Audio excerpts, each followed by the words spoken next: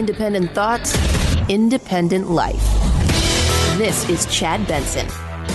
There is very little appetite for a lockdown in this country. There's going to be a major pushback, both from above and at the local level. However, what Melbourne did, what Australia did as a country, was very successful. I was on the phone with my Australian colleagues 2 nights ago. Whether or not that would be acceptable, I do not think so. I do not think it would be acceptable. There's COVID fatigue in this country, and people would be pushing back strongly. Absolutely. You know, what's interesting, I've been doing a lot of research, and not just research as in I'm reading stuff, talking to researchers across the country who are doing research on the coronavirus itself. And this is what they're saying, Dr. Fauci. People are worried no longer about the coronavirus in the health side of it. Yes, they understand that it's real. But now the reality is they also realize that 99% of people are going to survive this. And it's not to downplay it, but now they're looking at the bigger picture of their lives in many cases are either in financial ruins or heading in that direction, and they're worried about that. And this is one of the things about this election that is very interesting. Most people, I would say 95% of people have made up their mind. That 5% that hasn't, they're asking themselves this question over the weekend. In some ways, Trump may be right. We may be rounding the corner. Now, it doesn't mean that cases are going down, but it means this situation here, as far as the lockdowns and where we are, potentially, slowly but surely, is going to be coming to an end. We are going to get a vaccine. We are going to start moving towards normal ways of life, and that will start sometime in the new year, and hopefully by the middle of next year, summertime, we'll be back to about 85% to 90% of what we were pre-coronavirus, and people are asking the simple question. I like what he did with the economy. I mean, what if we say, okay, let's do this. Let's move on with Joe. And then he flubs the line. With Trump, we have 4-year track record or 3-year track record previously on the Donald Trump Out of Control show before COVID. There was success in the economy. We talked about it this week. And part of what people who are not quite sure are saying to themselves, who do I trust to rebuild? Who do I trust to rebuild? That's a real thing. People I talk to, they're not worried about it anymore. They're not. Let's be real. If we knew now, okay, if we knew at this moment in time what the numbers would be as far as the mortality rate. The mortality rate is coming down. We're treating it better. We're in different ways. Some of the things that we did at the beginning, I talked to a couple doctors the other day, some of the things that we did at the beginning of this thing actually ended up hurting and prolonging situations for people. We understand now how to treat it in a much better way because we've got, as many doctors say, we've got more tools in the tool belt. We're getting closer and closer to having at least a few therapeutics that would help fight this. And I do believe a vaccine or two will be available before the new year. Doesn't mean that it's going to be available widely. So the question is, who do you trust to rebuild the economy? The thing about Trump is, for all the chaos and craziness, the cutting of regulations, the tax cuts, all of those things continued he was handed a pretty decent economy. I can't fault Obama. Obama came into a bad situation. The economy held steadfast. I think he did some things that he didn't quite take. He didn't take the governor off of it when he could at times.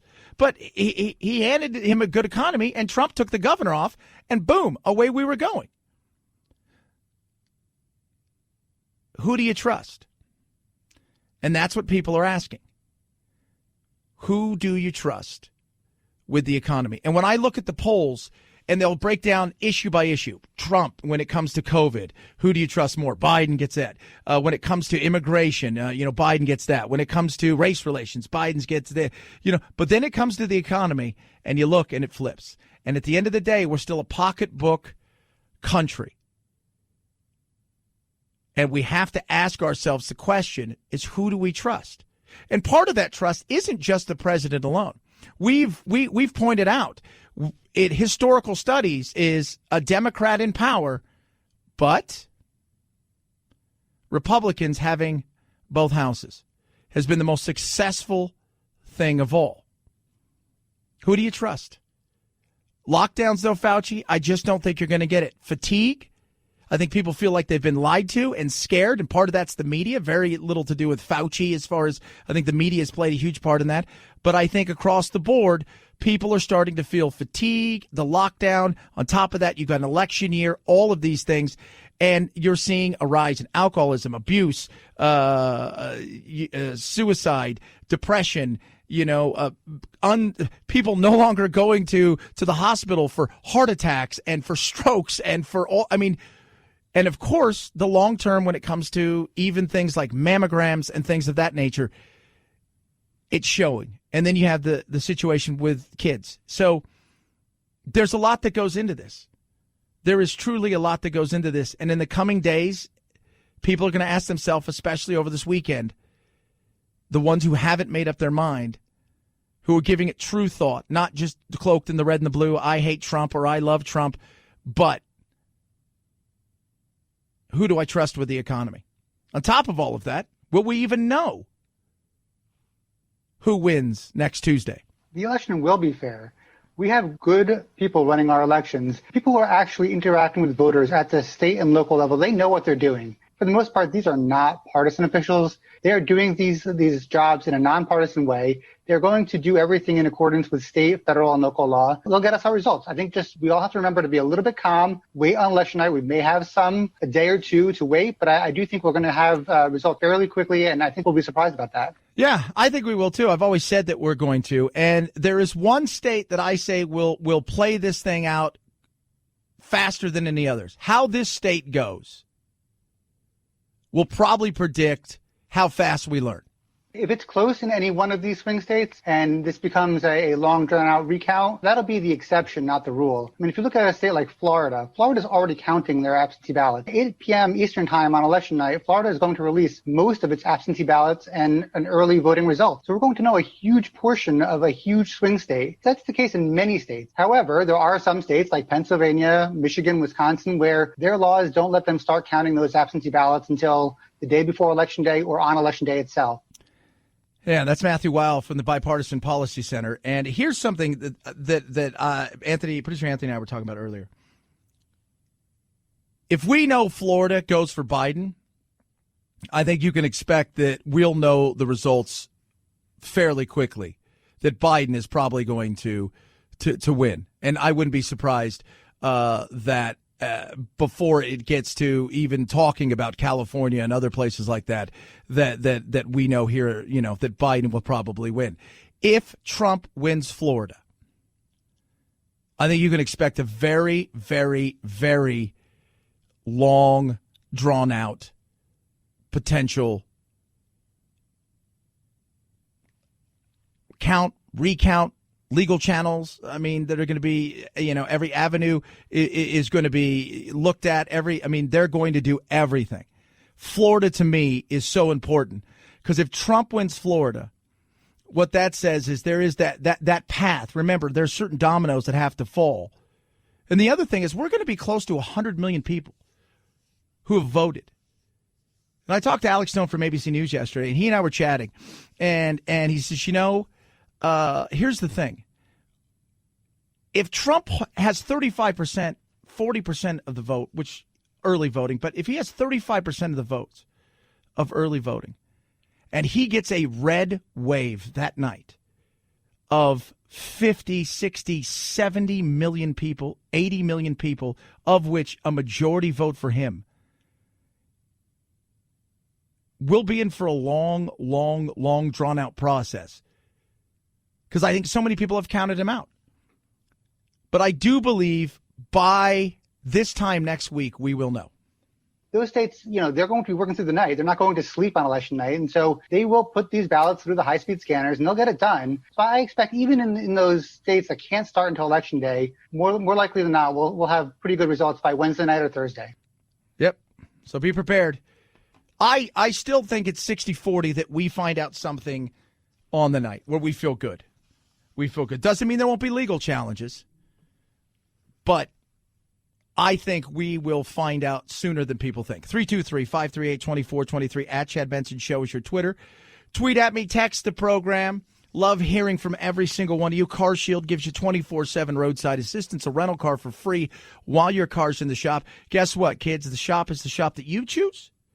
Okay? You take it to where you want to take it. Just had my car redone. We had issues with the thermostat thing and the heating coil or something like that. I don't know.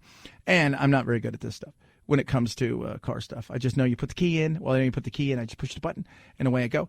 But they asked me if I wanted a rental car. Luckily, I didn't need one. But it's that easy. So they get them paid directly. You pay a small deductible. So call 800-CAR-6000. Use code Benson. Now, when you do this, be specific on what you need. Because, some people go, well, I want you to cover my car. Well, what do you want? I mean, are you worried about anything specific, or you just want the whole thing? Be specific. That plans start as low as $99 a month, and that includes things for like your electronics. Those sensors are expensive nowadays. You not only have to be a mechanic, you have to be a computer engineer to figure that stuff out. But be specific in what it is that you're looking for these covered repairs, so you don't have to worry about when that check engine light comes on or those electronics get a little wonky. 800-CAR-6000, code Benson, right there. Saves you 10%, or carshield.com, carshield.com. Code Benson saves you 10%. A deductible may apply. Chad Benson Show.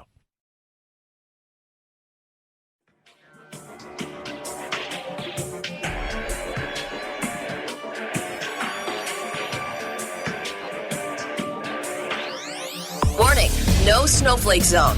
Uninformed opinions are in danger of melting. The Chad Benson Show. Likely voters trust one celebrity name above the rest. My name's Forrest Gump. When it comes to whose opinion is most trusted regarding political or social issues in America, Tom Hanks takes the top spot in a poll conducted by Whitman Insight Strategies and MRC Data in partnership with Disco. Dwayne "The Rock" Johnson was second, Oprah Winfrey in third. Broken down by party, Winfrey was most trusted by Democrats, with Kid Rock the top pick among Republicans. But when it comes to actual influence, only 12% of those polled said a celebrity swayed their thinking one way or another about the election. Oh, my God. That's 12% too many. If a celebrity sways you, stay home. Right? If a celebrity sways you, I've never thought like, oh, yeah, look, that celebrity endorses. I always think it's funny. Like yesterday, Lil Wayne came out in support of Trump, right? And you have Lil Pump. And then last week, 50 Cent. But then his ex-girlfriend, of course, told him that he was black and that he can't vote that way, so he needed to go back. And he's like, oh, geez. But it makes me laugh. But why? Why do we trust Tom Hanks? Because you trust him as an actor. Because he's Mr. Rogers and he's Forrest Gump and he's in the movie Castaway, and we trust him as just that kind of person. If you play bad characters on television, because that's kind of who you are, but you may be the nicest person in the world, but people are only going to identify you as that bad character, they're probably not going to trust you. So, Kid Rock. I was thinking like yesterday, I was like, okay, so who, like, they're really, you got John Voight, and I'll let you guys know this. Arnold Schwarzenegger's still right of center. Bruce Willis is right of center. Stallone's right of center. Eastwood's right of center. You got a few other ones. But everything else kind of sways towards the left in Hollywood. That's, so, and then the music side, you've got Kid Rock, Ted Nugent, and some country stars. I'm trying to think, is there anybody else out there? Oh, Johnny Rotten of the Sex Pistols is a Trump supporter. So think about this for a second. So Johnny Rotten of the Sex Pistols, who railed against Margaret Thatcher, who railed against the Thatcher-esque, Reagan-esque era, who was the voice for the voiceless, right? Came out, the Queen, all of that stuff. Now lives in Southern California, has seen what crazy chaos and politics get him. He's got his beautiful home. It's right there in Santa Monica, and I got homeless people doing all kinds of things and drugs in front of my house, but I can't say anything to anybody. And now he's supporting Trump, and I'm like, that's probably the most punk rock thing you can do in this day and age. If you want to say F you to society, isn't that it? 323-538-2423 at Chad Benson Show is your Twitter. Tweet at us. Text the program. Love hearing from every single one of you. And, you know, we're talking about the economic side of the coronavirus. And let's be real. That's something that I think most people now are at. Most people I talk to, and getting texted tweets from everybody, is like, yeah, you know, I don't want to give it to somebody, and I don't really want to get it, but I got to figure out how I'm going to pay my bills and my family. And that's huge. And that goes back to, at the end of the day, your world revolves around you. It doesn't revolve around anybody else. It's your world. Now, there are other parts in the world that you live in, and it's the same thing. Their world revolves around them, but you're part of their world and their sphere and their universe. So you're asking the question of, how does this affect me? And whether it's your job may be fine, but it's affected by the fact that other people aren't working, so they can't afford to buy as much product as they used to. You may have had your hours cut. Your business hours are cut or closed. I mean, there's so many things that play into this, and all of that has a trickle-down effect in ways that people don't see. 323-538-2423 at Chad Benson Show is your Twitter. Tweet at us. Text the program. Got our scary movie countdown. Number 1 today. Love it. It's All Hallows Eve, baby. Chad Benson Show.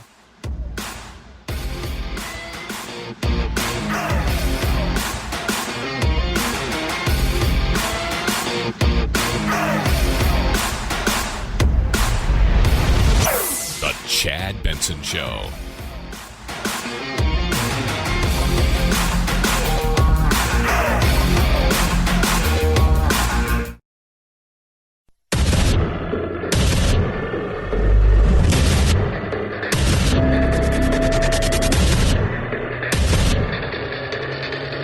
Independent thoughts, independent life. This is Chad Benson. Every one of these swing states, Biden's 5 points ahead in Wisconsin. You know, he's maybe 3 to 5 points ahead in Florida, 2 points ahead in Arizona. Listen, don't believe these polls, first of all. And second of all, the Trump vote is always being undercounted. Pollsters, when they actually call a real Trump voter, the Trump voter is very suspicious of the deep state calling them and asking them who they're voting for. It's all fake news to them, remember. So it is not an accurate count. That's Michael Moore. How real is that? How real is the not an accurate count? That's the here. Look, pollsters, this is it for them. They've all been fairly honest about this. If they miss this one, there's no need for them anymore. Nobody will ever trust anything you guys have to say. Nobody will. Why would you trust pollsters if they fail on this? If they get it wrong a second time, and this time, dare I say, in a worse way.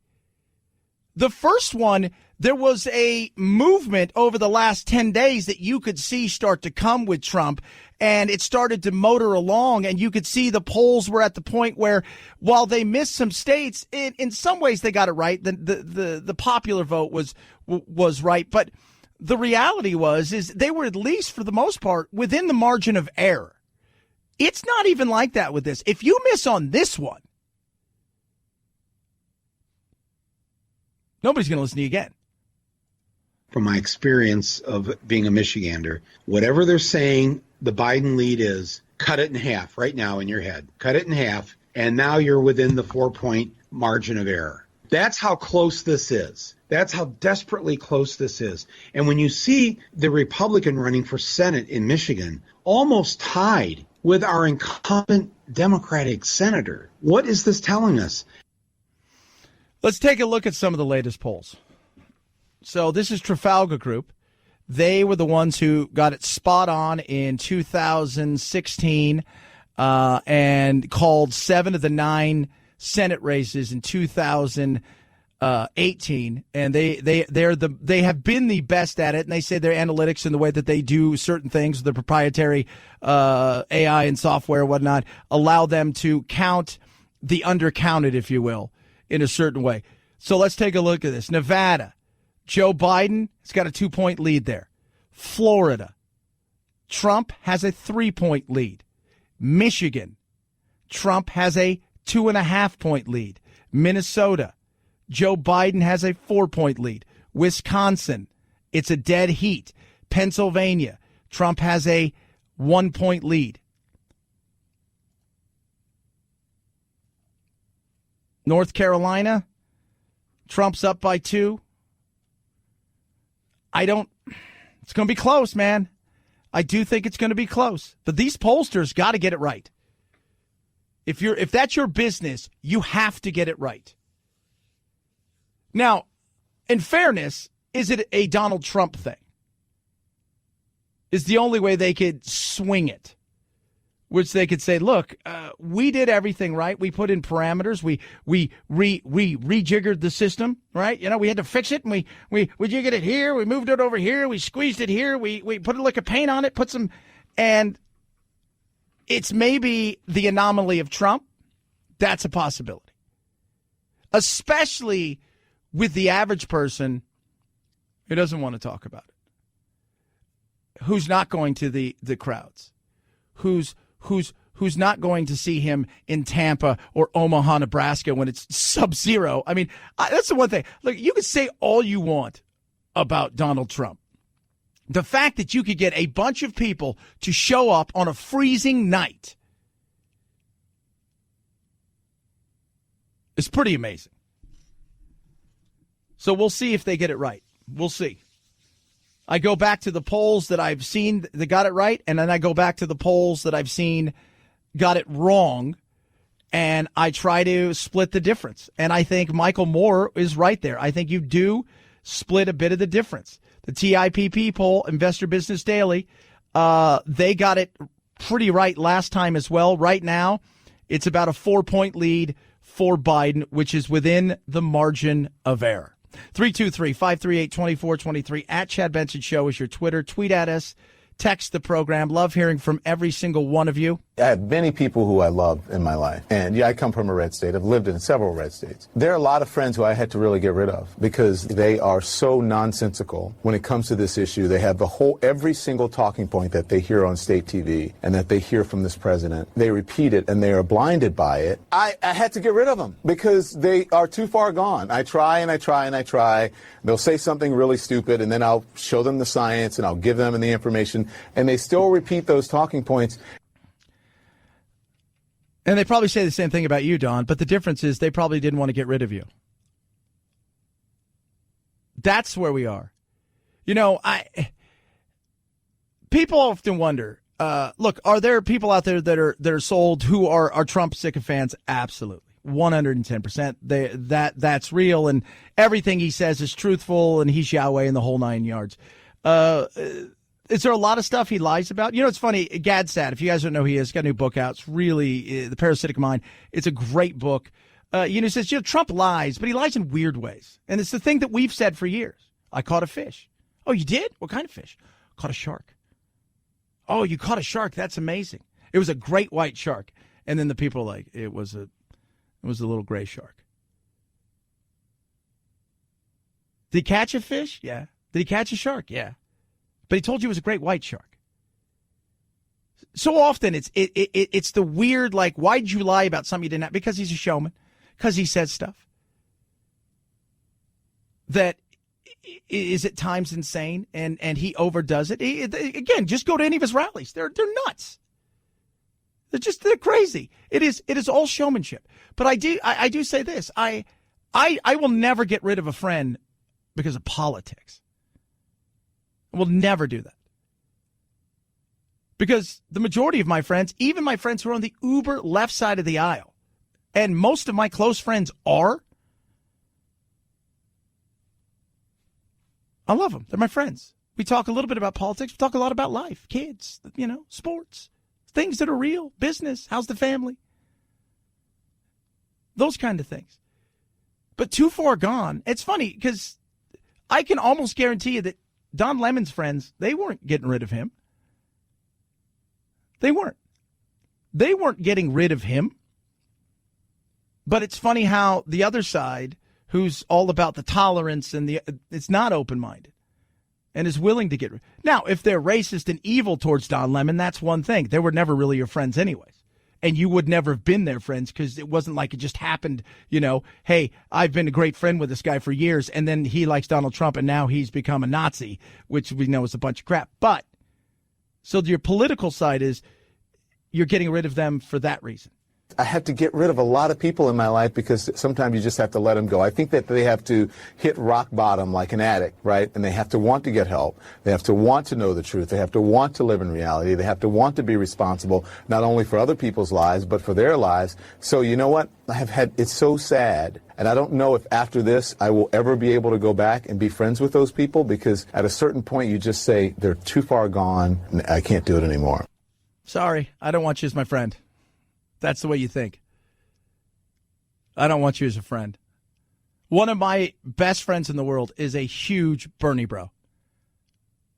Absolute live and die, love Bernie.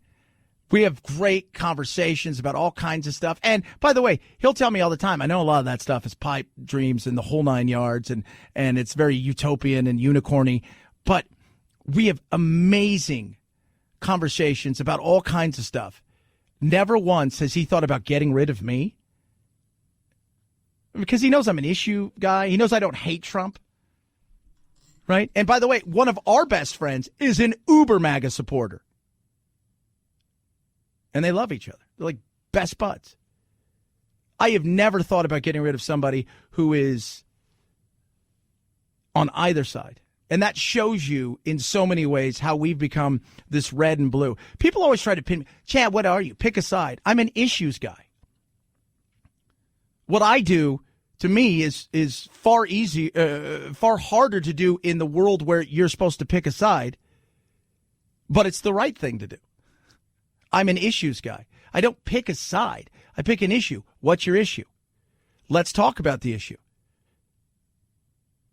I'll give you my opinion, and it might juxtapose the opinion you have, but in the same breath, we can move to another opinion, and I can agree with you, and you can agree with me. They're so far gone. They're like addicts. It's insane. It really is. 323-538-2423 at Chad Benson Show is your Twitter. Text the program. Love hearing from every single one of you. I do. Love and hate. I always tell everybody, I'm totally fine with all of it. Right? If you're, and I'll get some people that'll send horrible things, and I cut it off right there. I don't want to hear from you. If you want to have a conversation, I'm totally fine with that. And I try to answer as many people as possible, and I get a ton of, between our Facebook, the Twitter, Instagram, and all this other stuff. There's days we get thousands of comments and things. I try to get back to as many people as possible, and the reality is just having a conversation, I think is a wonderful thing. And some of the people that will debate me the most vigorously and will try to, everything I say, they'll come back, they'll tweet, they'll text, they'll say something, are people on the far left. But I tell you what, when I talked about my grandfather dying this week, I got tons of text messages from those people because we can respect each other's differences. We just don't do that anymore. We got to stop. Stop looking through the prism of red and blue just for a moment. 323-538-2423 at Chad Benson Show. Twitter. Rough Greens is amazing. Let me tell you how amazing it is. So I told you about my dog Doodle. So he's got the bad hips and arthritis, all that stuff. And we were thinking about putting him to sleep. We started giving him Rough Greens about 7 months ago. It's a new dog. Last night I got home and I hear them barking. And they were in the kids' room. And I was like, what's going on? They were stuck in there for hours. and Doodle was in there. Now, normally, that dog wouldn't got off the couch several months ago to be in a situation like that. But he was playing and running around and doing things, and it just makes me feel good, knowing that I'm his forever home, and he's not going to have a ton of time because when we got him, he was older. But it's just an amazing thing to see, and it's all because of Rough Greens. It's got vegetables, vitamins, minerals, omega-3, 6, 9, probiotics, and you just sprinkle it on the food, and they love it. And we give it to our puppies because we want to see our puppies be healthier longer. I swear by it. If you love your pets like I love my pets, especially my dogs, you'll try Rough Greens. It's only $14.95 for a 2-week jump start. After about the first 7 days, you're going to notice a difference, especially if your dog has some ailments. After 10 days, you're going to be like, wow, and you'll say this is life-changing for them. Try it for yourself. Go to roughgreens.com/Chad, ruffgreens.com/Chad, or call 833-MY-DOG-88, 833-MY-DOG-88. Rough Greens, we make any pet food better. Chad Benson Show.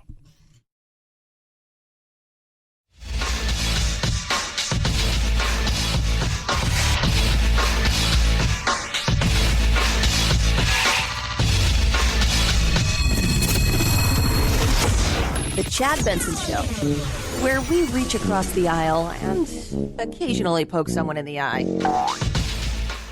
Now it's time for Chad's Evil Countdown. The best horror movies of all time. Can you handle it?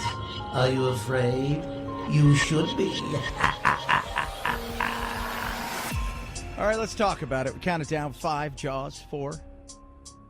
Friday the 13th, the original. 3, Paranormal Activity. Yesterday was Wolf Creek. A lot of people said, hey, Chad, I watched that movie. It's very interesting. It was. Number 1, though, my favorite movie of all time is Halloween, but it's not number 1.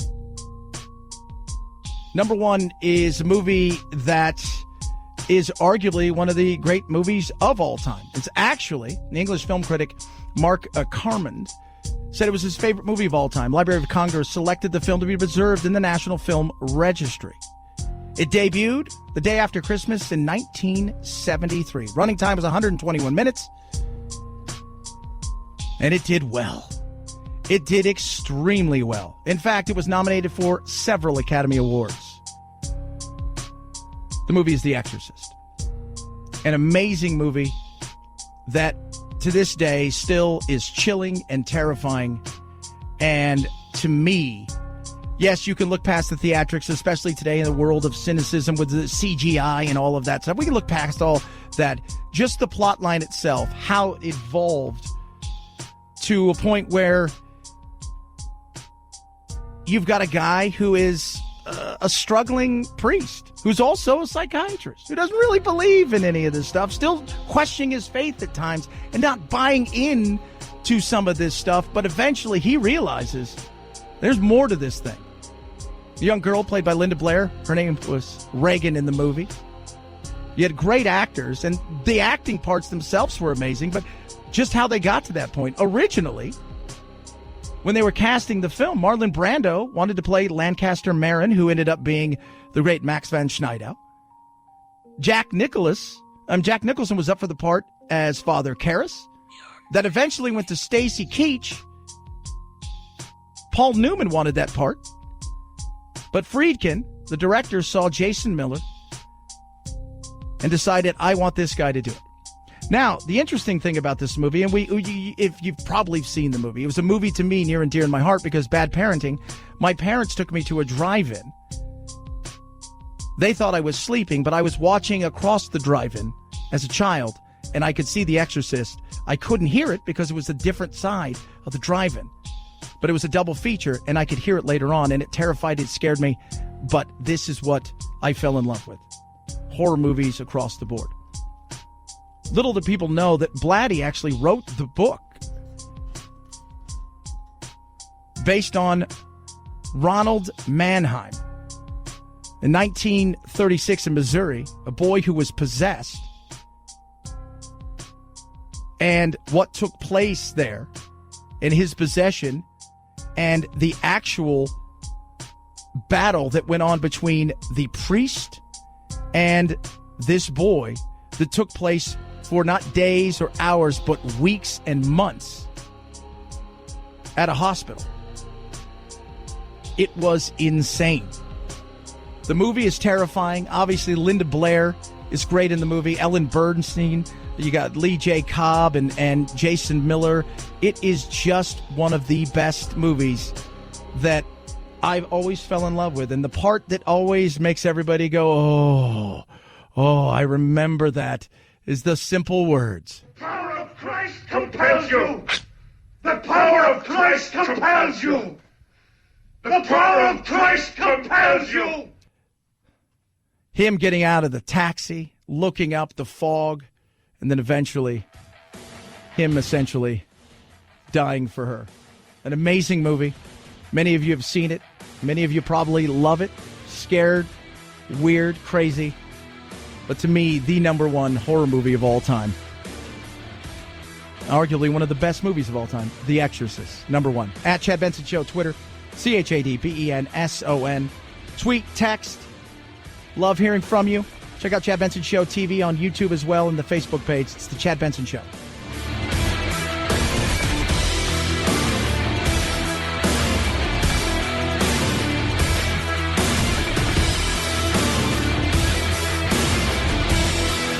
This is the Chad Benson Show.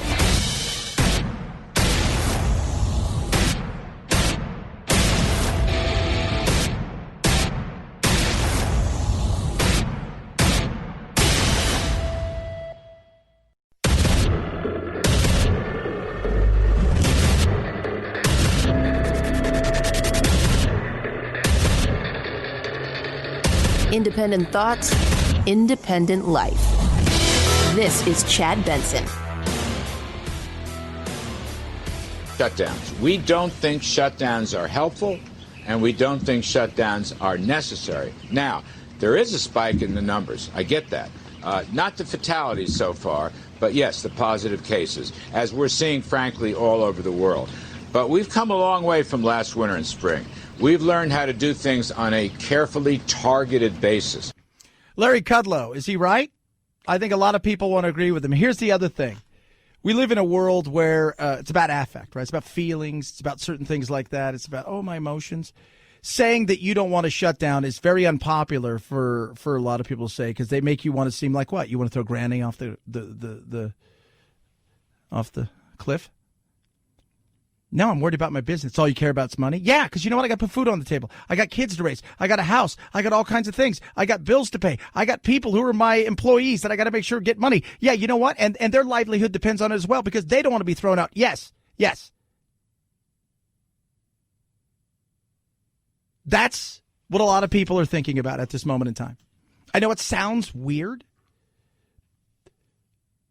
We have chimed in on this since the beginning, that a total shutdown is insane. And we didn't get that, but what we got is start-stops across the country. Some are still shut down. California is seeing a rise. How? Why?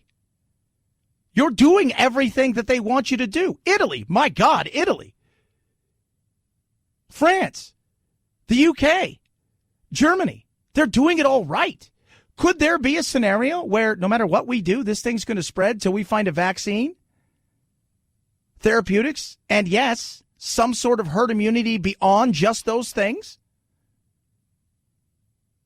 Could there be that? Is it possible?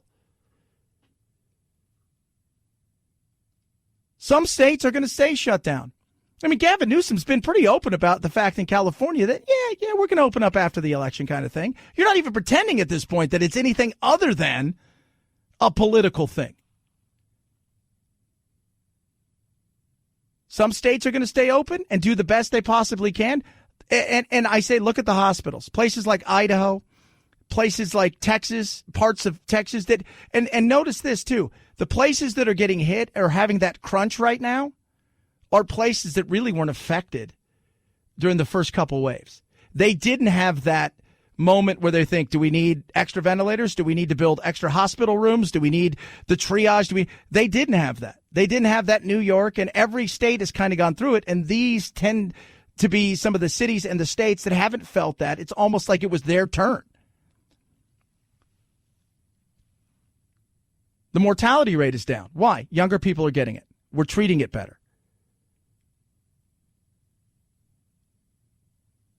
But now we're having to deal with the fallout of the mass shutdowns. Not only are cities and states in serious financial issues, individuals across the board are. And the fatigue of this is becoming too much. Depression, abuse, drugs, alcohol, suicide, people living unhealthy lifestyles who aren't getting any better. People who they've had issues with strokes. They've had issues with heart attacks and not going in to get checked, or you'd be surprised. It's like magically heart attacks disappeared. Did we cure heart? No, we didn't. People are scared. They're being told essentially at the beginning of this thing because we didn't know a lot about it. But now more and more research is coming out that people are like, we can't do this anymore. We can't.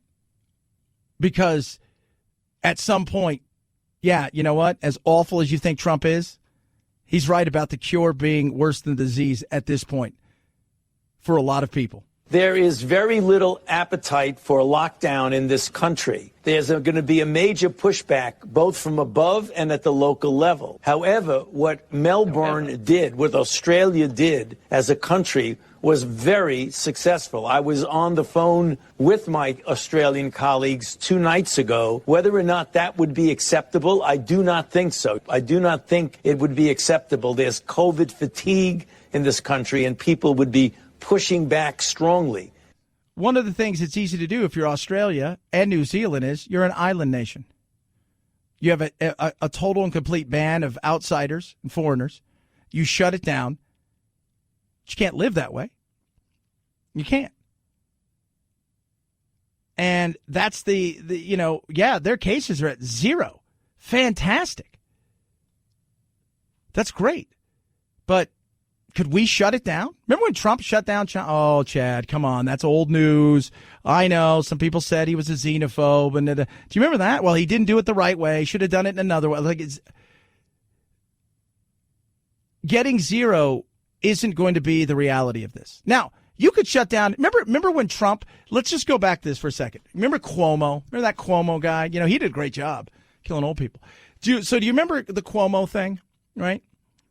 Where Trump at the beginning of this said, you know what, I think what we need to do is we need to stop travel inside and outside and not allow people to leave New York and to essentially wall it off. He said that. And what did Cuomo say? Governor Cuomo. If he does that, Trump has essentially declared war on the states. Oh. We have 50 individual countries. We do. We have 50 individual countries. Some people don't like that. Some people want the federal government to run everything. It's not the way it works here, kids. How is your state doing for you? My state? Our governor's been absent most of the time. He had his first press conference in 5 weeks yesterday because we've seen a little bit of spike. And, you know, he's saying it's a spike. It's not a second wave. Other people saying it's a second wave, maybe even a third wave. But I look at 2 things. The mortality rate is number 1, huge, but that's an overall thing. I look at the hospitalizations. Are they rising? And is all of that because of COVID, or are there other mitigating factors in certain areas?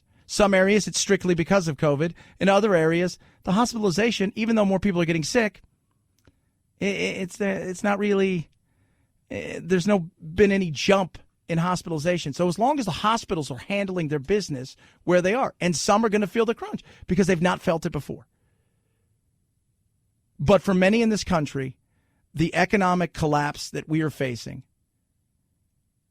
if we go into another prolonged shutdown, especially during this time of year, where I think people are looking and thinking, okay, fourth quarter, moving into the new year, the opportunity to maybe jumpstart a bit of the economy is there, even more so. Then let's see what what can happen here. If we have another massive shutdown for a prolonged month or 6 weeks, I think the reality is what we saw last year and the struggles, I think, will pale in comparison. People are worried about food on the table. What about the health? People care about the health side of things. The thing is, though, they're no longer worried about whether or not they're going to get this and die. They're worried about, am I going to be able to pay my bills? They're worried about if their car's going to be repoed, if their home is going to be foreclosed on, if they've lost everything in the business they put blood, sweat, and tears into, if the career that they worked hard for is evaporated and gone and they're never going to get that back. They're worried about a lot of different things. They're worried about the fact that their kids are missing school. It's tremendously affecting everything in their life. My son's a different kid. He has kids to play with out here. The last 6 weeks, because he's been able to go to his school and do online there so he can be around a few of his friends, it's helped him. Last year, during the school time, he was extremely depressed. He's not playing sports. He's not doing the things he used to. It affects everything, and we've now are just starting to realize, well, maybe there's more to it than just this side of the coronavirus. 323-538-2423 at Chad Benson Show is your Twitter. Tweet at us, text the program. Love hearing from you. And let's not forget, we've got a new run on stuff too, because now people are starting to hoard everything. And I think part of that's because they're expecting some sort of civil war, but we're back to the usual stuff. Let's go back in time, shall we, when, well, you know, it first started, and we were worried about apparently exploding diarrhea.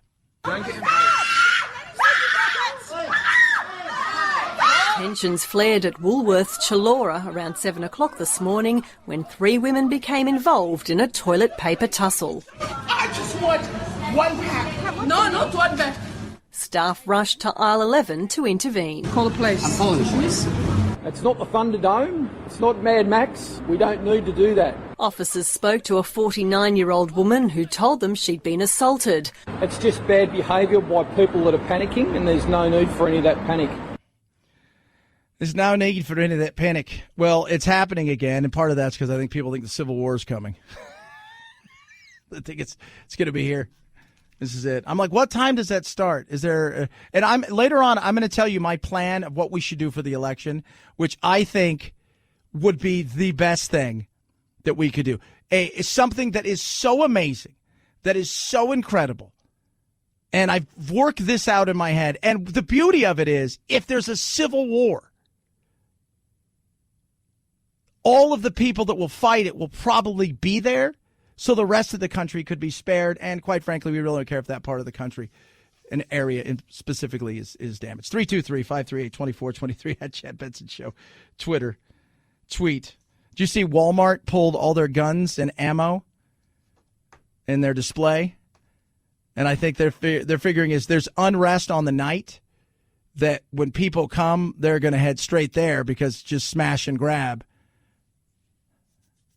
Because that's what would happen. What would you take, Chad? Nothing. I'm not taking anything. I'll be working, covering it all. I'll be on the ground. I won't be on the ground. I'm just kidding. I'm not doing that. We're sending Phil out. Phil calls us from the war zone. Oh, my God. Everything's on fire, including Foot Locker. By the way, if a Foot Locker burns down, you're probably in a mall. I'm just saying. HelloFresh. Love HelloFresh. Don't know what we're going to have tonight, but I do know I've got 3 choices left that I'm going to choose from. Which choice will it be? I don't know. But I do know once I go in, because I let Jack pick, it takes us no time to put our HelloFresh together. It's America's #1 meal kit. So your choice is vegetarian, low calorie, and family friendly. We've gone family friendly. Fall's here. They've changed up the menu, which is great. In the summer you get a more spicy, lighter. This is kind of more of home cooking comfort food right now. And we ordered extra meatloaf. We might do that tonight. It's great. It takes about 25 minutes or so from the time you pick it, you assemble it, and put it together. The food's delivered to your house every single week. You can pick the days you want delivery. You can pause when you need to. You can add extra meals like I did with my son being here. It's awesome. They're flexible to fit your lifestyle. And the beauty of it as well is the money I save because I don't shop at the grocery store. You will love it. Try it. It's America's #1 meal kit. You're going to save $80 across 5 boxes plus free shipping on your first box. Try it for yourself. Go to HelloFresh.com, promo code Benson to get that savings. HelloFresh.com, promo code Benson. HelloFresh.com, promo code Benson. Chad Benson Show.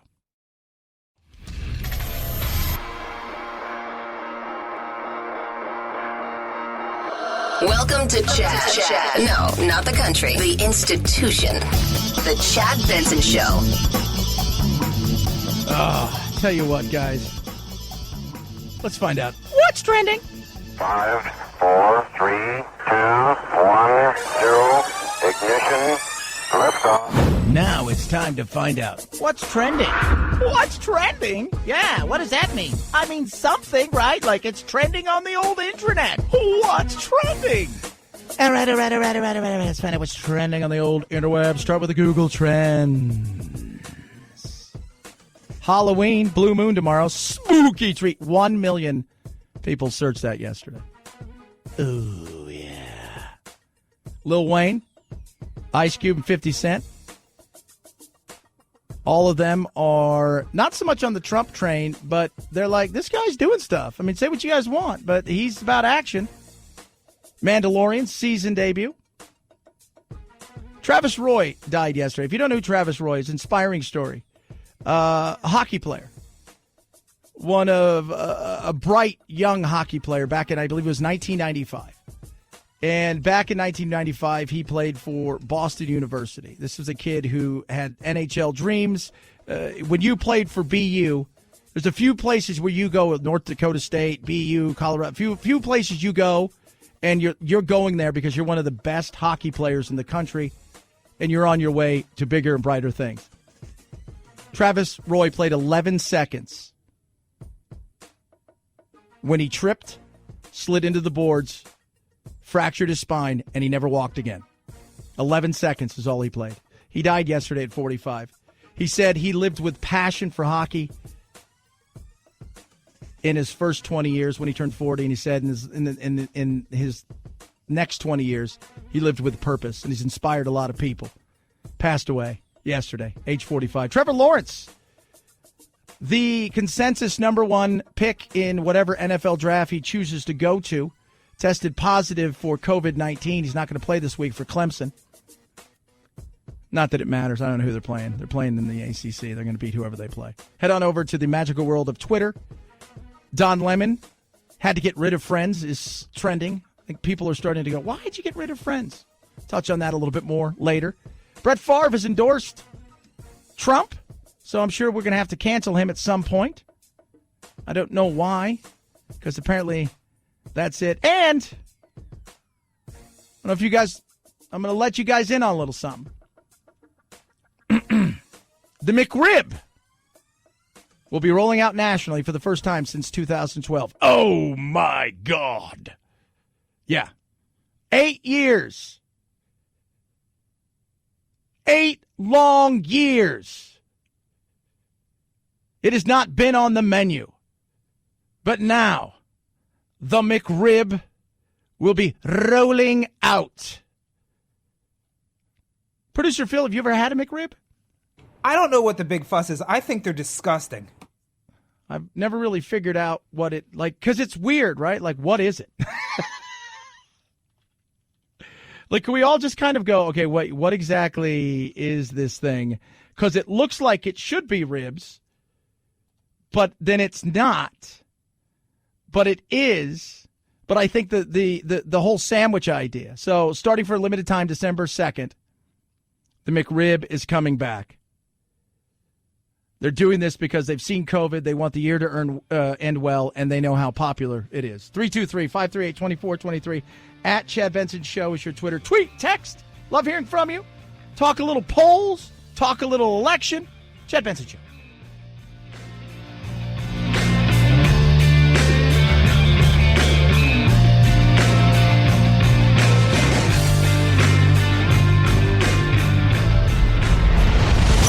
The Chad Benson Show.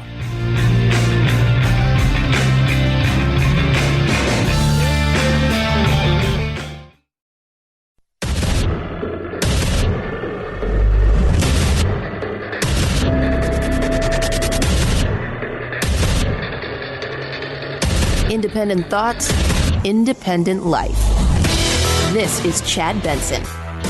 But we are ready. I feel very confident that Joe Biden will be elected president on Tuesday, whatever the end count is. But on the election that occurs on Tuesday, he will be elected. On January 20th, he will be inaugurated president of the United States.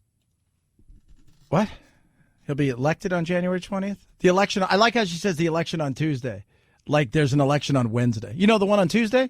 Yeah, no, not the Wednesday one. He's not doing that. He decided he wanted to do the Tuesday one. Yeah. But he's won. We know it. Remember in 2016 when I said I can guarantee that Trump will be president? Take that to the bank. So I guarantee that he is going to be there. I don't know. How goes it? Where it goes? I don't know. What I do know is I can only look at the polls, but I look at all polls. How do you look at the polls if you look at them at all? A lot of Trump supporters will pay no attention to the polls. They got it wrong last time, and they feel like people are out to get them. And so they don't answer any questions at all. I totally understand that. I do. I do. I think there is a quiet storm of people out there that truly don't want to say they vote for the president. There's a lot of people that do, and they got no problem with it. But there are a lot of people out there who may, in many cases, even say they're all about voting him out, but they're harboring deep secrets. Every one of these swing states, Biden's 5 points ahead in Wisconsin. He's maybe 3 to 5 points ahead in Florida, 2 points ahead in Arizona. Listen, don't believe these polls, first of all. And second of all, the Trump vote is always being undercounted. Pollsters, when they actually call a real Trump voter, the Trump voter is very suspicious of the deep state calling them and asking them who they're voting for. It's all fake news to them, remember. So it is not an accurate count. How real is that? Well, now we've got some other polling data that's out there. Now, and I'm going to throw this out. What makes me laugh about this article and the way that they are going after one of the pollsters in particular, especially Nate Silver, this makes me laugh big time. So the Trafalgar Group, for those of you guys don't know, they were the only non-bipartisan outlet in 2016 to find Trump leading in Michigan and Pennsylvania. They do it not so much on a national level, they do it state by state.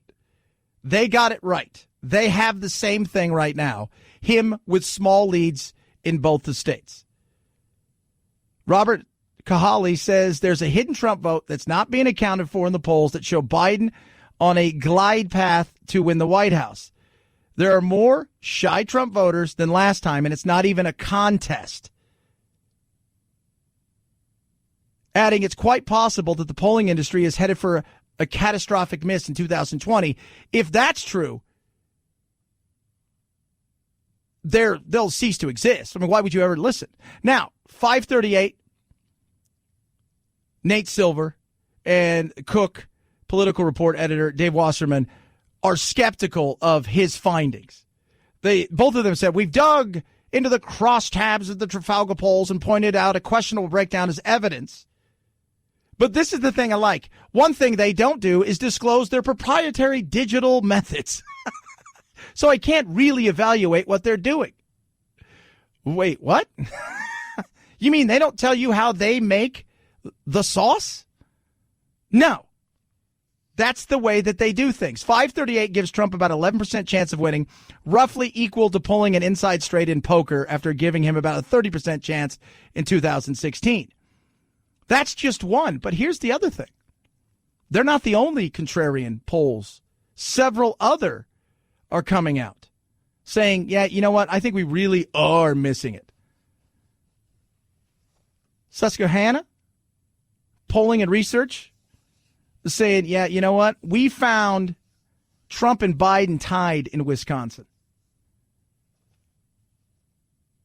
Oh, wait. How could that be? University of Southern California Dorn's Fire Center is publishing its results from its regular national poll, but it's using a parallel experimental questioning. And they were the ones who also had Trump leading nationally in the last election. This time around, they've got Biden winning. However, the race has tightened up big time. So, what poll do you believe? It depends. If you hate Trump, you are going to, just like we want affirmation in our belief, no matter what it is, if you don't like Trump, you're going to like the polls that suit what you want. If you like Trump, you're either not paying attention because you think the polls are fake, or you'll point out that these polls say something different. I don't know what to believe. I do believe there is a true undercount. How much have other polling companies from, Quinnipiac to Rasmussen and all of these, how many of them have really put together and reworked the system and have an understanding of how much there is an undercount and do they really account for it? I don't know. How much is there an overaccount of the underrepresented? Meaning they think that there is all of these Trump voters that are quiet when really it's only half of them. And maybe Trafalgar and them are overestimating that. But on the day, and this election is bizarre. It's really weird. It's a two-pronged election. So you have Trump versus Trump, right? You either hate Trump or you like Trump, whatever it is. Biden's really not on the ticket. You could have just put empty box and then we'll write somebody in later, and people would have been fine with that. It should, I said it and continue. It should be you're voting for Trump or you're voting against Trump. That's what you should have as far as check the box. But you're going to have early voting. Just to let you guys know, Texas, we're 4 days away from voting. Texas has already surpassed what they did in 2016 as far as voting. How many of those early voters are Biden supporters? Probably quite a few. But what we've seen in places like Florida that started out rather large, it is now shrinking. And the prevailing wisdom is that on the day, the Trump red tsunami is going to show up, and that's what's going to be the tipping point, is that red tsunami. So if 60 million people show up on the day to vote, 50 million people, it's going to be much closer than people think. It is. That day is going to be huge. I have a feeling by the time we get to the day of the election, we'll be over 100 million people who have already voted. 100 million, maybe a little bit more. So if you think that if Trump gets 35 to 40% of the mail-in vote, early voting, not just mail-in vote, but early voting, say even gets 35% of that, and on the day, he gets 50, 60 million people to show up, and the majority of that is for him, it is going to be close. But one thing you have to watch is Florida. Florida will be the great indicator of how the night goes. We win Florida, it's game time, man. It's over. It's over. And we feel good. We're working like the devil. Got a lot of great candidates up and down the ticket. And so I'm feeling good about it. I think he's right. I think if Florida goes Biden, I think it's safe to say that it's over for Trump. He would have to win Pennsylvania, Michigan, Wisconsin, Ohio. He couldn't afford really to lose anything outside of that. He needs Florida bad. It's up to you. You hold the key. If Florida goes blue, it's over. It's over. Now, will we find anything out on the night? That's the big thing, because everybody's worried about civil unrest. Oh, my gosh, it's going to be civil unrest. This is Matthew Weil, Bipartisan Policy Center, talking about how fast we may get the results. I'm still at about 60-40 that we'll know the night of the election. The election will be fair. We have good people running our elections, people who are actually interacting with voters at the state and local level. They know what they're doing. For the most part, these are not partisan officials. They are doing these jobs in a nonpartisan way. They're going to do everything in accordance with state, federal, and local law. They'll get us our results. I think we all have to remember to be a little bit calm, wait on election night. We may have a day or two to wait, but I do think we're going to have results fairly quickly, and I think we'll be surprised about that. Yeah, because let's be real. If we got it on the night, because everybody's expecting this thing. Now, getting it on the night, let's also frame this in a way where you get it on the night doesn't mean it's over.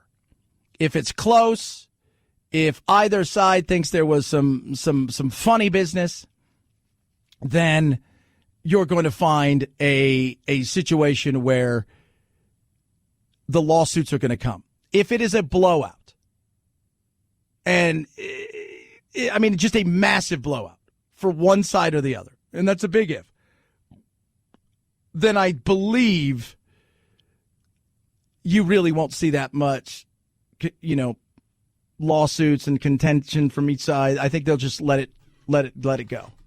I think more people now are looking out, how does this affect my money? How does this affect the fight of coronavirus? And is there going to be any civil unrest? And what may hurt is a prolonged situation where there is no real clear winner. That'll be crazy. But I'm going to tell you guys next what I would like to see happen on how we pick the president as far as letting the country and the world know. 323-538-2423 at Chad Benson Show is your Twitter. Tweet, text the program. Love hearing from everybody. Raycon's best earbuds around. E25's period, case closed, end of story. That's all that you need to know. Let me tell you about my Raycons. So these E25s, what I love about them, I tell everybody, the sound quality is amazing. The price point is ridiculous. The seamless Bluetooth pairing, all of the things, the noise isolating fit. But it all works because of the fit itself. It is comfortable. It is what earbuds should be. Ray J put it together so you have everything at a price point that is incredible. Normally you'd spend $300, $200. I saw some the other day, new ones from a company I will not mention, but let's just say the price to me, I was just, are you kidding me? $279. Looking at them right now. Nuts. These are better. They sound better. And the noise isolating fit's amazing. E25s from Raycon right now, under $100. Well under $100. And I'm going to save you 15%. Go to buyraycon.com/Chad. Buyraycon.com/Chad. Buyraycon.com/Chad. Chad Benson Show.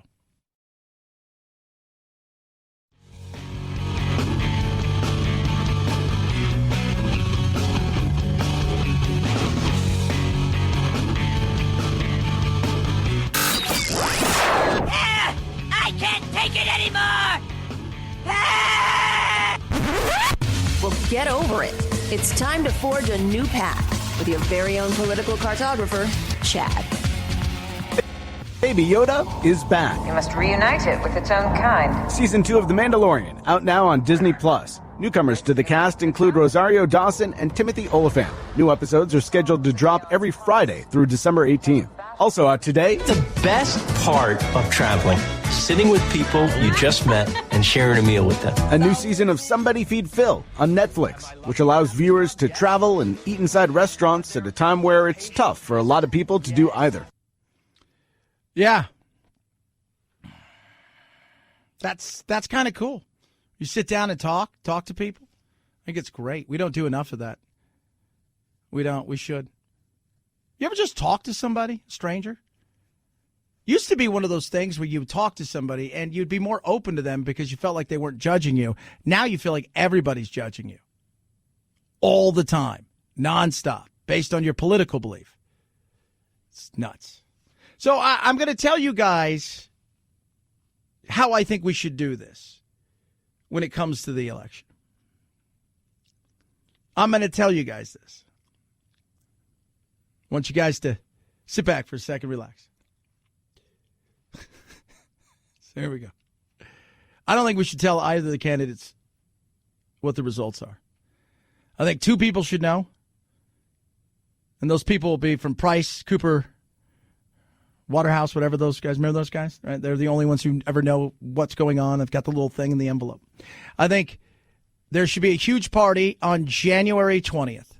Now, both of them will be preparing for another 4 years or 4 years that is Biden's first term. You have all of the inauguration the way you would have it, except you'd have MAGA supporters and you'd have non-MAGA supporters there.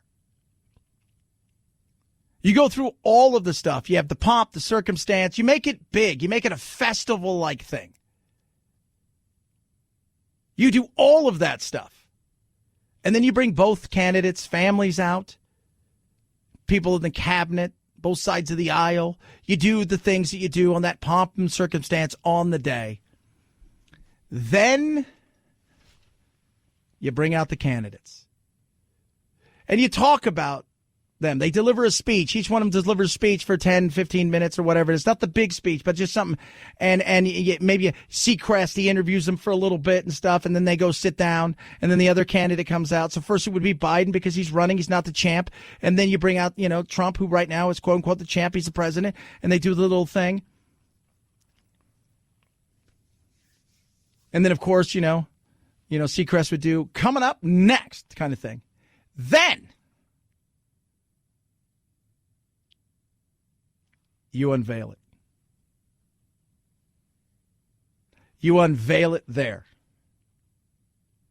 Right there for the world. Nobody knows. So we have at least 79 days of calm. And then, if there is a civil war, everybody's contained that would be in the Civil War in one area. And it's D.C. Can we all be honest? I love you, Producer Phil, and I would tell you to go home and not to be around there. But if they're going to burn something down and they're going to break a bunch of stuff, D.C.'s kind of broken and a mess anyways. So I figured let's just keep them there, and the rest of us could sit at home and watch it. It works for me. There you go. Plus, it's a TV event like no other. The entire world will be watching. You'll blow away every kind of numbers. There will be people crowded around TVs in New Delhi. There will be people in Hong Kong watching it. People in like the Mauritius Islands and everywhere. And we'll watch it all together. And then whatever unfolds, it's just contained. Just a thought. But that way we bide all that time, to get everything ready. And I think we relax a little bit. Say, man, that's going to be huge. It's going to be bad. I don't even know who won. It'll be great. 323-538-2423 at Chad Benson Show's Twitter. Tweet, text, love hearing your thoughts. Let me know what's going on. What are you going to do for Halloween? Anything crazy? What do you think of my idea? I like it. I think it'd be fun. At some point in time, this thing's already evolved into insanity and chaos. Let's just try to contain it in one area and make some entertainment out of it. I know Trump would be like, okay, I'll do it. Biden would be like, no, because he's a party pooper. He's a fun ruiner. Chad Benson Show. This is the Chad Benson Show.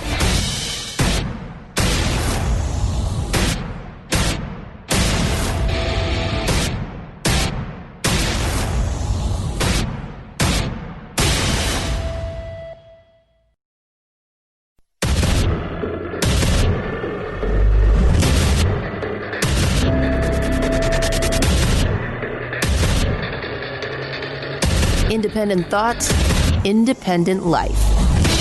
This is Chad Benson. That we should be careful of, in-house, in-home family events. That's kind of a new one. People are going to have to use their discretion. We hope the states will not go to a shutdown. We do not think it is necessary. The fatalities are down like 80%, 85% from the peak last winter. Frankly, experts are telling us that a shutdown or shut-in across the board at this point would frankly do more harm than good. That's Larry Kudlow. Is he right? Well, yeah. People are, even the World Health Organization is like, all right, we can't do this anymore. The psychological effect is huge. On top of the fact that you've got abuse of alcohol and drugs, physical and child abuse going on. You've got depression, suicides, and many other things that are taking place. You have crumbling economies and people worried from day to day if they have a job, are going to have a job, or if their business will ever be open. And you've got Thanksgiving. What do we do for Thanksgiving? I think he was right. It's up to you. To me, I think we're adults. And I think at some point, enough is enough. You're going to have to let us figure out how we're going to live with this. You're going to have to let us figure out how we maneuver with it, how we push through it as individuals and as, family, friends, residents, Americans. It is a tough thing. I think we're going to get a good vaccine. Will it be 100%? I don't know. But will it be enough, I think, to make an absolute difference? Yes. We've got one therapeutic, and I think we have two other therapeutics we're looking at, which would be earlier therapeutics. Therapeutic we have now, the one that you take inside the hospitals when you're inside the hospital. They've got other ones that are potentially going to arrive that would be you go in, you test positive for it if you're showing symptoms. If you're asymptomatic, which the majority of people are, then you don't worry about it. But if you have symptoms, that they can get it to you, much like a Tamiflu or something, before it gets you to the point where you have to go to the hospital. But learning to live with it, through it, around it. And I think the break off in the way that people view this originally was, well, if you care about your business, you're an evil, horrible person who really, you want to throw grandma off a cliff. Oh, I don't want to throw grandma off a cliff. By the way, I don't have any grandmas. But the other side was all you care about is hiding from this thing. It's somewhere in the middle is the reality. Because now people that were at a point where they were worried about the health side of it, I think, low these many months into this thing are realizing, okay, well, it's not going to kill 2.2 million people. Oh, if it went on for 10 years, it would. But it's not going to kill that many. It is not the Ebola virus meets HIV, it's just, meets anthrax, it's not that. We need to be wary of it because it spreads easy. But at the same time, a lot of those people now are coming over to the point where, well, might lose the home, don't have a job, probably going to lose the cars. I better figure something out. Got to put food on the table. That's what a lot of people are looking at now. The latest research, that's real research, that's been done across the country as they break things down, is showing that people care now about two things: the election and how it affects their money, and the coronavirus and how that affects their money. What they're exhausted about, and by money I mean job, business, livelihood, you can have a home. Not like, oh, I got millions of dollars and tomorrow I want to know if I'm going to have millions of dollars. No, like, am I going to have a job kind of thing. And what they're sick and tired of talking about is the election and the win-lose and the coronavirus and what you can't do and what's next. I get it. Now, are we going to open up? It's a state-by-state thing. I don't know if your state's going to open up. For me, my life, people say, has your life changed that much? Not really, because I'm very much a loner kind of person. I've got my family, but outside of that, because I work 18 plus hours a day, so it's not like I have a lot of time to do a lot of different things. When I'm home, hanging out with the kids, hanging out with the lizards, play a little bit of golf, work out in the day by myself, but that's kind of it. I get here at 3 a.m. and I don't get home till 7 o'clock at night. Doesn't leave a lot of time for other things. And I have an hour drive, too. So that just shows you, like, it's crazy. But it has affected my life in some ways. I don't go to movies. I don't eat out at all. I've eaten out at one restaurant one time this year, and I've seen one movie.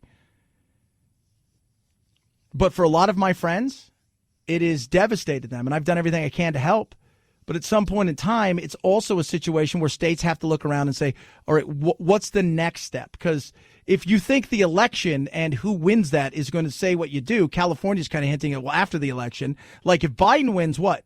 You're opening up the state a little more? If he loses, are you just going to keep the state shut until vaccine, a cure? How'd that work? So this is real, telling, because I think people now have gotten over the fact that they feel like they're going to, and it's so weird because like everything else now we have to preface it with, it's not because you want people to die. It's not because you think it's a hoax. It's because your world revolves around you. And if you have a business or a career that you've lost or are losing, you're asking yourself, if 99% of the people survive this thing and I've lost everything, yes, we were right to be concerned at first, but have we overdone it? Chuck Todd asked that yesterday. He asked that. He goes, are you overplaying the virus? I think the media has completely overplayed the virus. And then it became political. You had the mask versus no mask. You had living and the debate over herd immunity. And then you had the lockdown forever kind of hide because it's the deadliest thing on earth. It's frustrating because it shouldn't be either or. What is it? It's a personal choice. Stores, we can social distance and we can stay open. We can wear a mask, and we can stay open. We can be smart about the choices we make, and we can stay open. And you might do all of those things, and you still may get it. And you may be uber healthy, and you may get it, and you may die. Although, very unlikely. And you may be really, really sick, and you may get it, and you may survive. And you may feel none of it. It's crazy. But the economy now, people are worried. Okay, if Biden wins, what does that mean for the economy? If Trump wins, what does that mean? People that are going to be going to the polls, and there's still 5 million probably plus people who are undecided.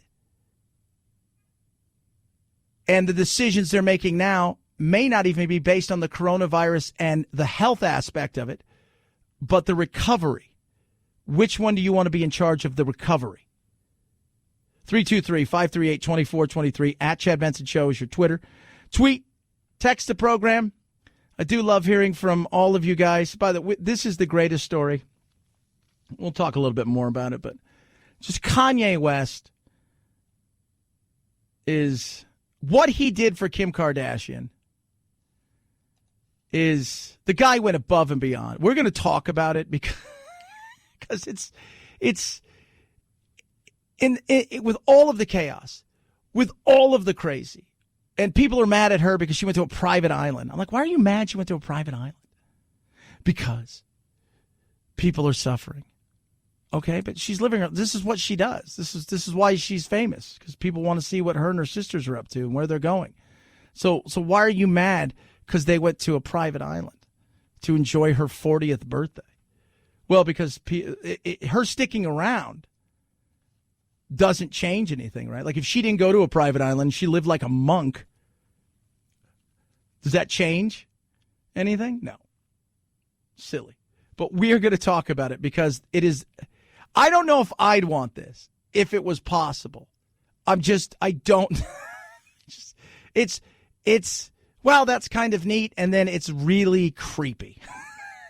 AMAC, Association of Mature American Citizens, fastest growing over 50 organization in the country. And what they do is they're out there fighting your behalf to make sure your First Amendment and Second Amendment are protected, the Constitution's upheld, that your Medicare and Social Security aren't touched and aren't played with, that it doesn't become a political football, that they're solvent when you're ready for it. On top of that, they're out there making sure you have benefits galore, like retail, restaurant, hotel discounts, and so much more. It is the fastest growing organization. It's the alternative to ARP, and they really are working on your behalf. If you want to enjoy all the benefits and then some, as well as knowing you have somebody out there fighting for your beliefs about the Constitution, making sure that Medicare and Medicaid, Medicare and Social Security are protected, AMAC's for you. Join today. Super simple. Go to amac.com. amac.us/chat. Now, AMAC is AMAC. This is the Association for Mature American Citizens. .us/chat. I think it's like $19 for a year. It's like, that's it? Yeah. And you will love the benefits. amac.us/chat. amac.us/chat. Chad Benson Show.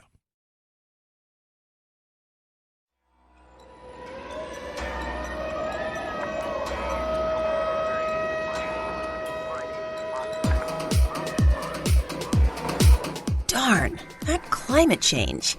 Batten down the hatches.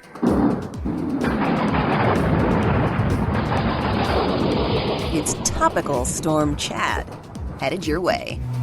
Likely voters trust one celebrity name above the rest. My name's Forrest Gump. When it comes to whose opinion is most trusted regarding political or social issues in America, Tom Hanks takes the top spot in a poll conducted by Whitman Insight Strategies and MRC Data in partnership with Disco. Dwayne "The Rock" Johnson was second, Oprah Winfrey in third. Broken down by party, Winfrey was most trusted by Democrats, with Kid Rock the top pick among Republicans.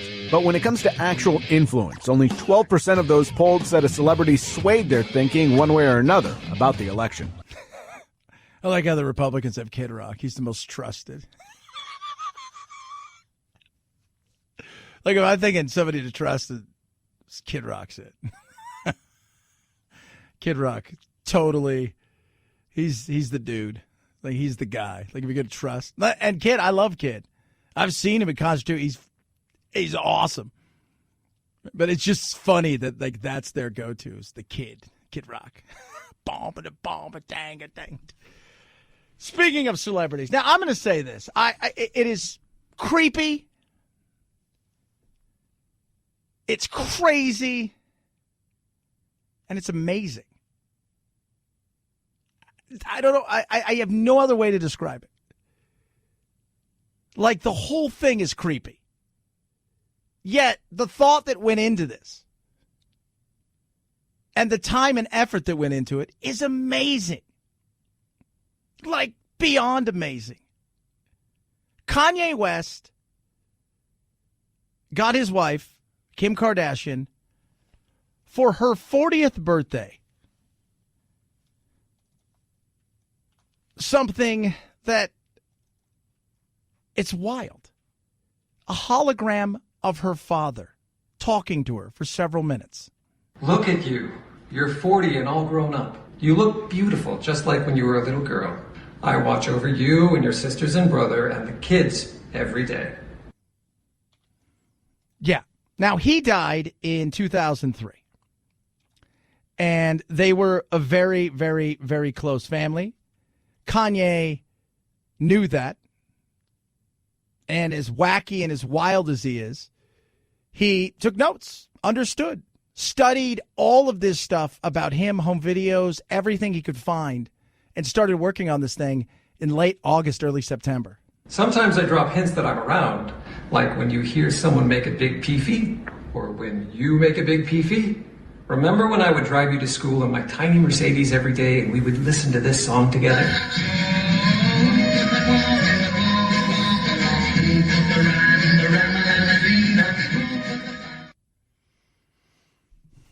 But it would not be a Kanye moment, no matter how good it is, if Kanye wasn't a part of it.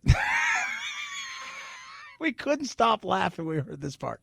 You married the most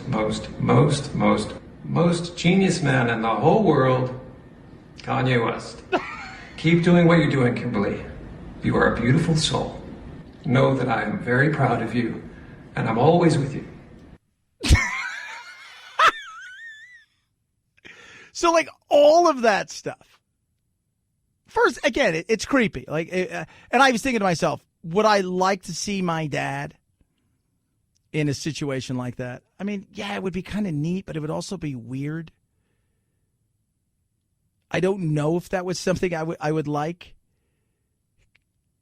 But I will and I'm sure, you know, like, apparently, like, she was beyond over the moon. And, you know, and so were the rest of the kids and everything. But then the whole throwing in, you married the greatest, most amazing genius. It's just like, that's why. That's why he's my president. Oh, my Lord. 323-538-2423 at Chad Benson Show is your Twitter. See, for all the chaos and craziness, we always have something that we can laugh about. No matter what side of the aisle you're on. You will have some sort of opinion that borders horrified to that's sweet to, oh, it's about Kanye. We can all agree. Once again, you married the most most genius man in the whole world, Kanye West. Oh, my goodness. 323-538-2423 at Chad Benson Show's your Twitter. You got to laugh, kids, because if you don't, you cry. 4 days away from the election. How many people have voted? What's it looking like? What are you worried about out there? Plus, this weekend, we're doing something doctors say it's time to get rid of. Chad Benson Show.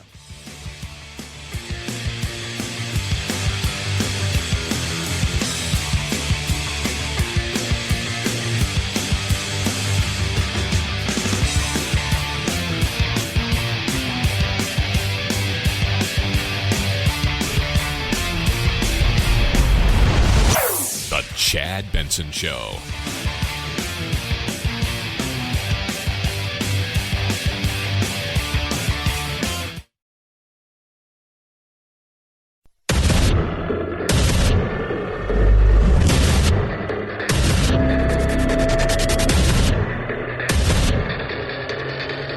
Independent thoughts, independent life.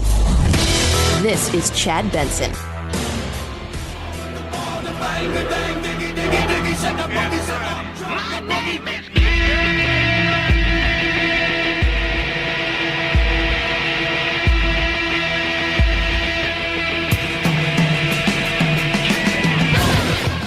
There he is, the most trusted celebrity on the Republican side. Look, if you're going for all-out fun and partying, Oprah or him. Might be him. Just going out for a crazy party. Like, end up in a jail in Mexico party. It might be him. It might be him. So Tom Hanks is the number one cool celebrity as far as influence, I guess, and there's not much of it, thank God. 4 days. 4 days. 1, 2, 3, 4. 4 days away. And then, in theory, we may have a winner. How fast will it come? I keep saying 60-40 on the night. I think we'll know. I think Florida's going to be the most telling. If Florida breaks for Biden early, I just don't know how Trump overcomes that.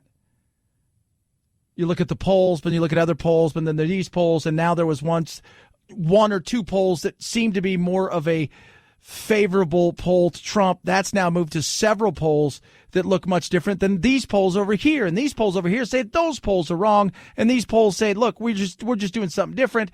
I don't know. But I do believe we'll get there quicker than some people think.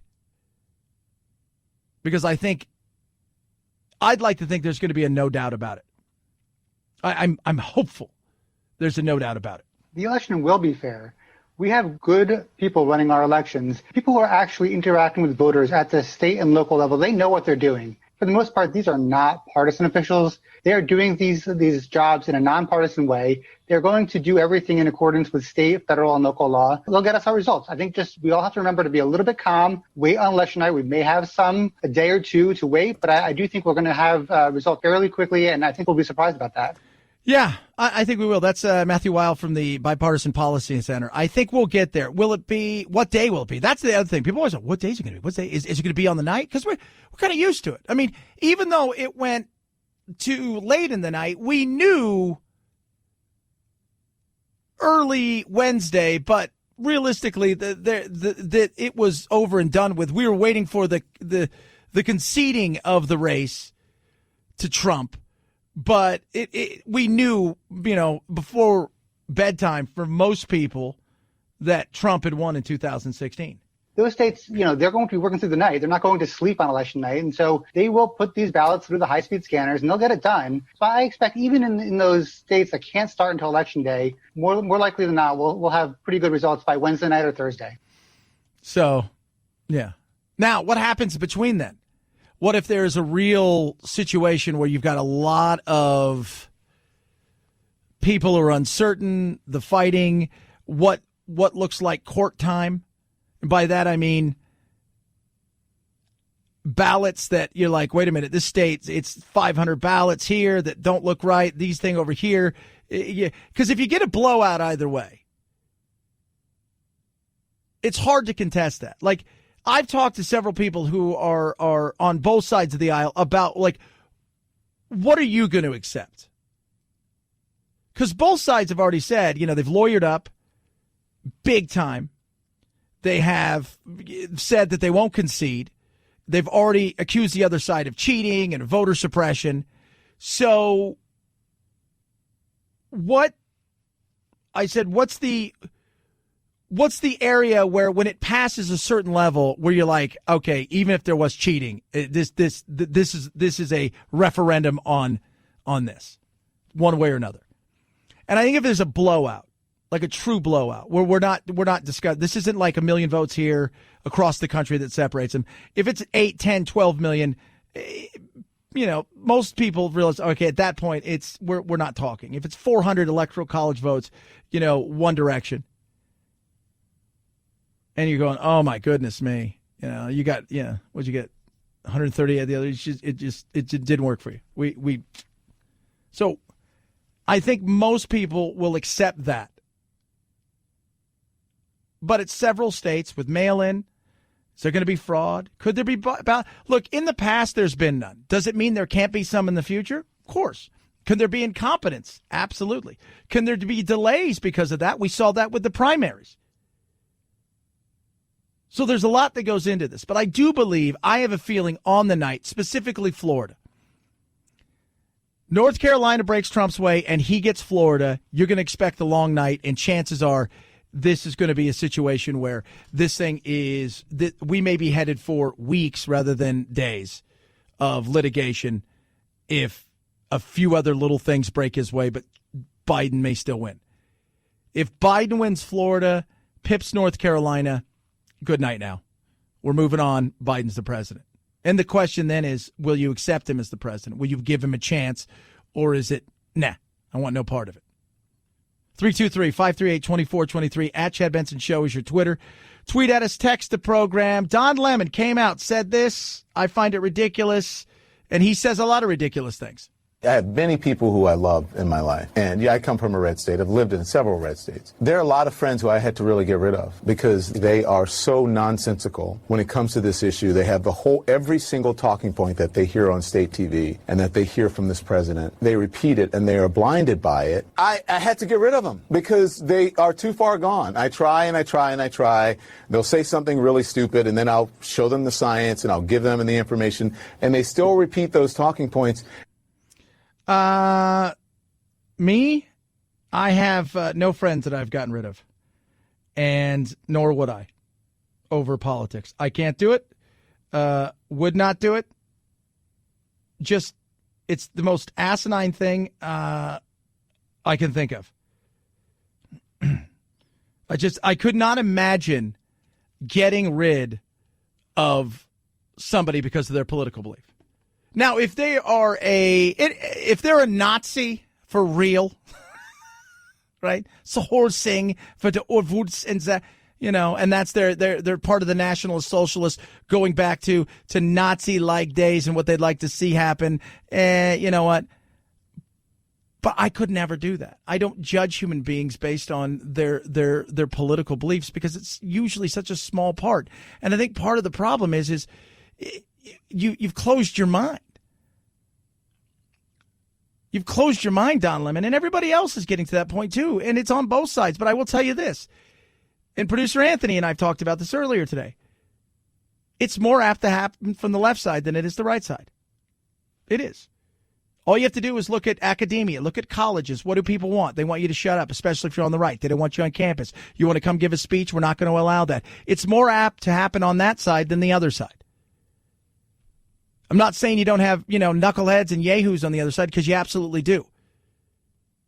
But if I was going to have if I was going to lose a friend over something, I can guarantee you one thing. It would be a friend who say, well, you don't hate Trump, so I want to get rid of you, rather than you hate Trump and I really don't care. We're still friends. My two best friends. One is left of Bernie. He was there the day I was born because his mom and my mom were best friends. And my other friend is MAGA Central. and we are all friends, and politics plays very little into our life because we have not only the history, but the respect and love for each other, none of that other stuff matters. We'd be there for each other no matter what.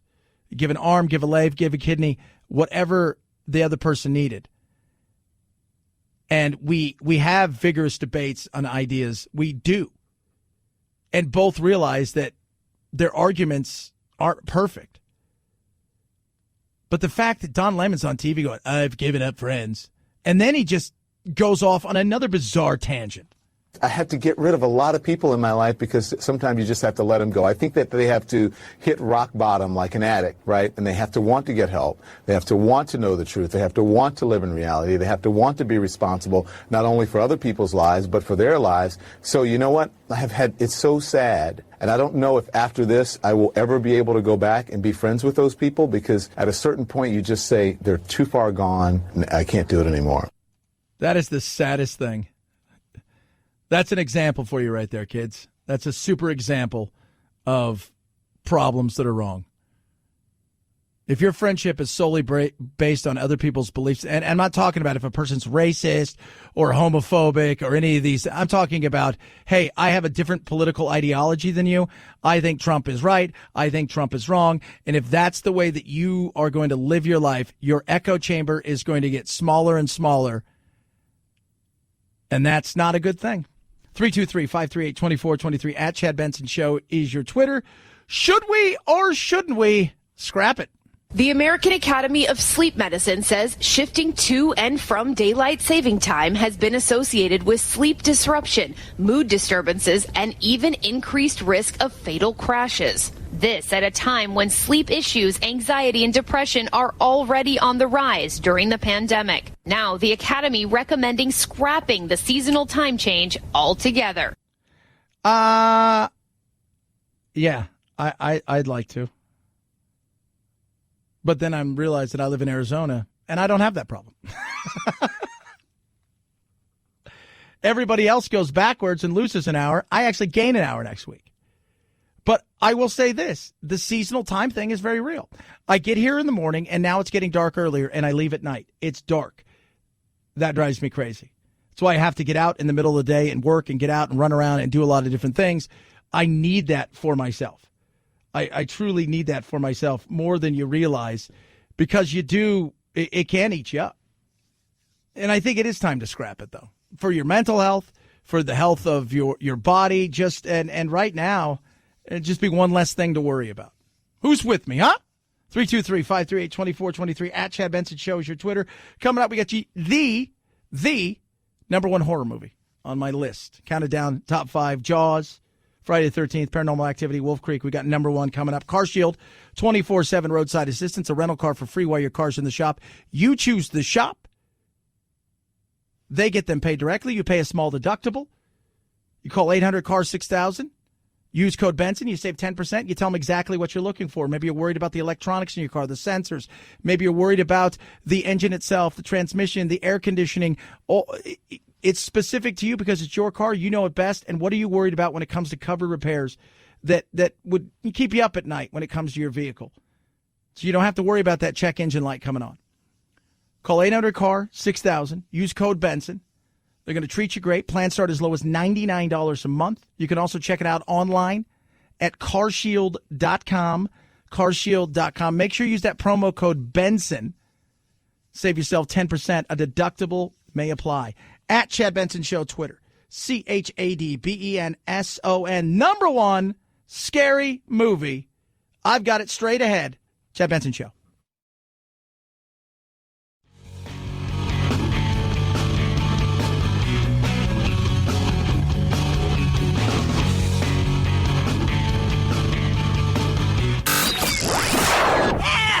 I can't take it anymore!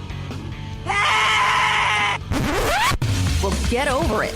It's time to forge a new path with your very own political cartographer, Chad. Baby Yoda is back. You must reunite it with its own kind. Season 2 of The Mandalorian, out now on Disney+.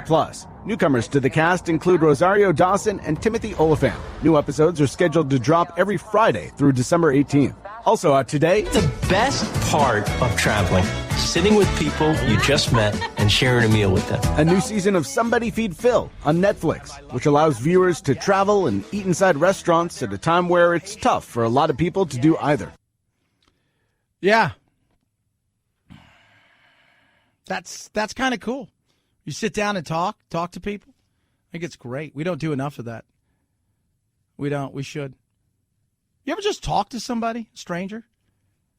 Used to be one of those things where you would talk to somebody and you'd be more open to them because you felt like they weren't judging you. Now you feel like everybody's judging you. All the time. Nonstop. Based on your political belief. It's nuts. So I'm going to tell you guys how I think we should do this when it comes to the election. I'm going to tell you guys this. I want you guys to sit back for a second, relax. So here we go. I don't think we should tell either of the candidates what the results are. I think two people should know. And those people will be from Price, Cooper, Waterhouse, whatever those guys. Remember those guys? Right? They're the only ones who ever know what's going on. They've got the little thing in the envelope. I think there should be a huge party on January 20th. Now, both of them will be preparing for another 4 years or 4 years that is Biden's first term. You have all of the inauguration the way you would have it, except you'd have MAGA supporters and you'd have non-MAGA supporters there. You go through all of the stuff. You have the pomp, the circumstance. You make it big. You make it a festival-like thing. You do all of that stuff. And then you bring both candidates' families out, people in the cabinet, both sides of the aisle. You do the things that you do on that pomp and circumstance on the day. Then you bring out the candidates. And you talk about them. They deliver a speech. Each one of them delivers a speech for 10, 15 minutes or whatever. It's not the big speech, but just something. And maybe Seacrest, he interviews them for a little bit and stuff, and then they go sit down, and then the other candidate comes out. So first it would be Biden because he's running. He's not the champ. And then you bring out, Trump, who right now is quote unquote the champ. He's the president. And they do the little thing. And then, of course, Seacrest would do coming up next kind of thing. Then you unveil it. You unveil it there. Right there for the world. Nobody knows. So we have at least 79 days of calm. And then, if there is a civil war, everybody's contained that would be in the civil war in one area. And it's D.C. Can we all be honest? I love you, producer Phil, and I would tell you to go home and not to be around there. But if they're going to burn something down and they're going to break a bunch of stuff, D.C.'s kind of broken and a mess anyways. So I figured let's just keep them there, and the rest of us could sit at home and watch it. It works for me. There you go. Plus, it's a TV event like no other. The entire world will be watching. You'll blow away every kind of numbers. There will be people crowded around TVs in New Delhi. There will be people in Hong Kong watching it. People in like the Mauritius Islands and everywhere. And we'll watch it all together. And then whatever unfolds, it's just contained. Just a thought. But that way we bide all that time, to get everything ready. And I think we relax a little bit. Say, man, that's going to be huge. It's going to be bad. I don't even know who won. It'll be great. 323-538-2423 at Chad Benson Show's Twitter. Tweet, text, love hearing your thoughts. Let me know what's going on. What are you going to do for Halloween? Anything crazy? What do you think of my idea? I like it. I think it'd be fun. At some point in time, this thing's already devolved into insanity and chaos. Let's just try to contain it in one area and make some entertainment out of it. I know Trump would be like, okay, I'll do it. Biden would be like, no, because he's a party pooper. He's a fun ruiner. Chad Benson Show.